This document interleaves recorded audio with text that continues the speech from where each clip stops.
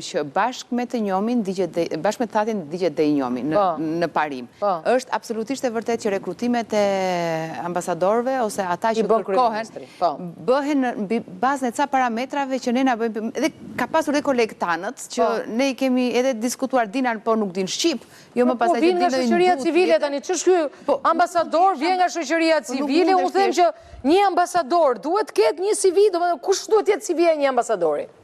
Më thënë, për t'ju rikëthyra sa që përthoja pak më parë. Mënyra se si emërohet një ambasador, është e përcaktuar, prandaj se mos të flasim se tu është e përcaktuar në ligjin për shërbimin e jashtës të 23-2015, i ligj u miratuar jo më shumë se para 10 vjetësh, me disa ndryshime të vogla, pa ishte ligji bazë. Dhe është e përcaktuar shumë qartë. Pra ambasadorët lindin nga propozimi i ministrit jashtëm që a dërgon kryeministrit, dhe, si që thash, brenda kësaj logjike të cilës ambasadorëve, më shumë për procedurën e emërimit është dhe procedura e kozjatjes, pra ka ambasador dhe ky është, sepse diplomacia është sistem karriere. Pra për të bërë shumë bukur, jam dakord. Dhe ky mund të jetë një problem që mund diskutohet, po them, a ndiqet karriera diplomatike brenda emërimeve në diplomacinë shqiptare, çfarë përvoje kanë diplomatët në bartësi sistemeve të karrierës? Tani, është e vërtet që janë mbushur ambasadat me militant tani edhe këshilltar edhe me status. Sigurisht, pra, atë po thoni, pra në momentin që mënyra e hierarkisë që ka shërbimi jashtëm me shqiptarë nuk respektohet në bazë të tyre ligjeve që ka miratuar vetë politika shqiptare, qoftë e majt apo që e vdellë, sepse ligjet janë ato, natyrisht ajo pastaj pasqyron edhe cilësinë e shërbimit jashtëm diplomatik. Çfarë garanton karrierën e një ambasadori? Çfarë duhet ta garantojë tamam? Ligji.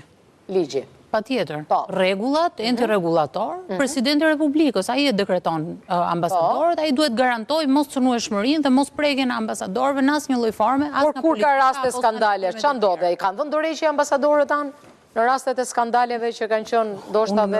Nga eksperienca ime dhe nga sa kam dëgjuar, nuk di të kenë dhënë dorëheqje ndonjë ambasador nga ndikimi, apo ndjekin modelin e... Dorëheqja është akt vetjak, është akt moral, që do thotë që ti në momentet kur e shikon që nuk e ushtron dot që ta përfundoj, do të thënë, në momentin kur ti e shikon që ti nuk e ushtron dot detyrën me dinjitetin, me kriteret, me të gjithë elementët që ti e menduar, se do ta ushtroje këtë, ti moralisht ke një detyrim ndaj publikut për ta dhënë dorëheqjen, por fakti që nuk është dhënë dorëheqja do të thotë që është bërë një lloj kompromisi me gjën. Tani, po të kishim atë nivel ndërgjegje, se këtu doja të ndërhyja. Nuk e merrte fare rrugën për të vajtur ke vendi misionin, duke ditur se çfarë buxheti ka, çfarë kushtesh ka dhe çfarë urdhrash merr. Por thuaj, le të bëjë një shkarkim rrugës jemi në konkluzionin e kësaj ndeshje. Jo, si ju justifikojnë mirë për shembull ambasadorët që dal pak tek logjika juaj. Mirë, ambasadorët nuk kanë rast pra. Kështu që prandaj ta thash që nuk ka rast. Ambasador mund të dhënë dorëheqje, pa kanë dhënë dorëheqje për shkak të mos funksionimit apo arsye individuale, kjo është diçka tjetër. Shumë interesante.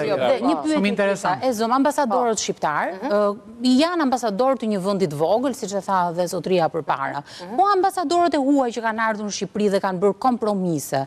Si e shpjegojmë ne këtë, pra? Pse është kjo pikëthyetja e madhe? Sepse ambasadorët